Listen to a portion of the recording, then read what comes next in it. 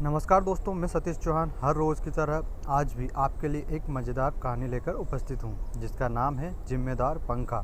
सतीश चौहान की ओर से। एक छोटे धूल भरे कमरे में तकरीबन 20 साल का एक पंखा रहता था, जिसका नाम वायु था। वह अपने काम को बहुत गंभीरता से लेता था। उसका मानना था कि लोगों को गर्मी से बचाना उसकी सबसे बड़ी जिम्मेदारी है। वायु सुबह सबसे पहले उठकर काम शुरू कर देता था और रात में सबसे आखिरी में सोता था। जब भी वह कोई कमरे में आता था, वह तुरंत अपनी पूरी ताकत लगाकर घूमने लगता था ताकि उन्हें आराम मिले। एक दिन कमरे में एक नई चमकदार चीज़ आई। वह एक एयर कंडीशनर थी जिसका नाम शीतल था। शीतल बहुत घमंडी थी और उसने आते ही वायु को नीचा दिखाना शुरू कर दिया।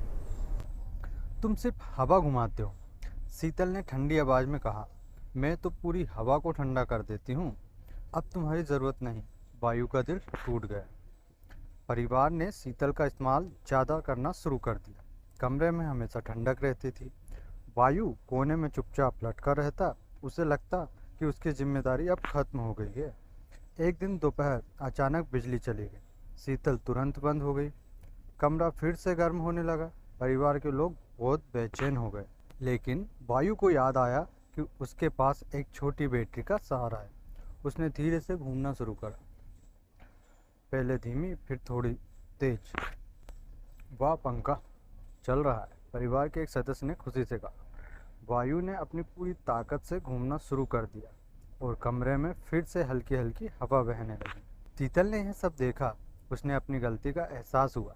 उसने समझा कि जिम्मेदारी सिर्फ ताकत में नहीं बल्कि मुश्किल समय में साथ देने से होती है।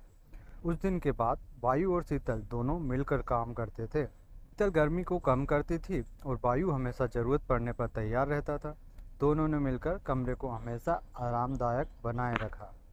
मजबूती तब है जब आप बुरे समय में साथ देते हो।